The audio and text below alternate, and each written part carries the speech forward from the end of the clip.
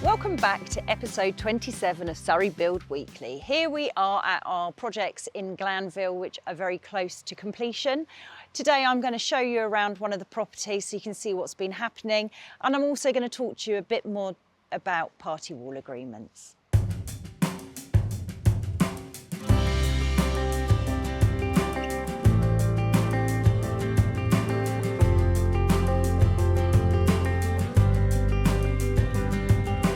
And here we are at our first property in Glanville Way, which is approaching the end. You can see that the walls have been plastered. The client was in here this weekend applying the mistings coat ready for decoration.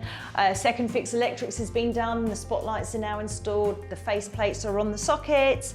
And then we go through to the ensuite, and you can see that the tiling has been done. The shower's installed. We've got second fix plumbing also carried out. We are waiting on one item left, which is the bath to install. So Dean will be doing that shortly. Second fix carpentry. The door liners, architraves are on, some of the doors are on, so there's a little bit of finishing off to do with that. The staircase also needs to receive the handrail and spindles, but we tend to do that right at the end of the project, just so that we've got good access still for carrying items up. Another item of works that we have taken on for this particular project is a little bit of reconfiguration downstairs. So firstly, we had here a very large WC downstairs, probably bigger than needed. So the client really wanted to add a bit of space to the kitchen. So we've taken the wall down.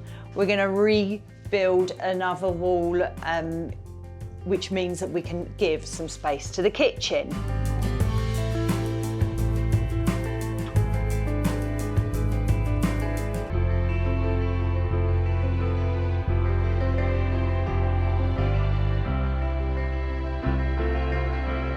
So what is a party wall? It's not all balloons and cakes, unfortunately. A party wall is just a term used for a shared wall.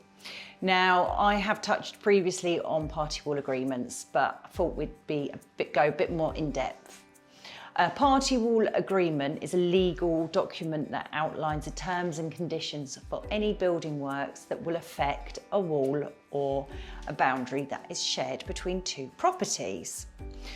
So the key aspects of a party wall agreement is outlining what works are going to be happening and how we intend to carry them out, acceptable working hours, a condition report, which basically shows the condition of party walls prior to building works to avoid any disputes later on down the line, and access to that party wall, so it could be scaffolding or any ways that we need to get to work safely on that party wall. A party wall doesn't necessarily need to be a wall inside a house. Here we have a party wall that joins onto next door. A party wall could be a garden wall, it could be a garage wall, it could be something that defines a boundary of a property. Now, it's not just loft conversions that require party wall agreements.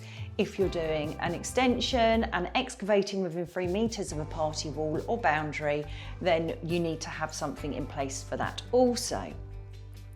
Now, what would be the impact of not having a party wall agreement? We personally wouldn't start any build unless one is in place. If you do not have one in place, your neighbour is able to take legal action against you. This can result in fines. It can also result in your neighbour getting an injunction out to halt the work altogether, which is one of the reasons we would not start a project without a party wall agreement. It can also affect selling the property long term if there's an ongoing legal battle. So if you are going to carry out the process of getting the party wall agreement in place yourself, you will need to give some consideration to what is called a condition report. So that is basically recording the condition of all of those shared walls. So pay particular attention to any existing cracks. Obviously they could be aggravated during the vibrations of the building works. It's not just the walls that you need to pay particular attention to. Obviously, sometimes you will have scaffolding on your neighbour's property, so pay particular attention to existing paths and patios. Make sure that they are in a good condition before the works start to avoid any question of liability after the build if there is any damage.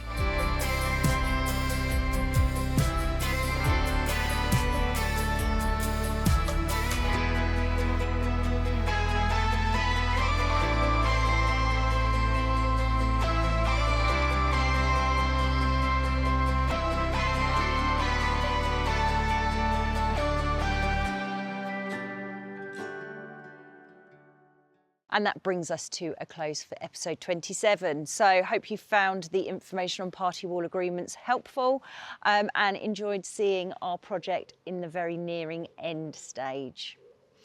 If you like what you see, please subscribe and like this episode, and we will see you next week.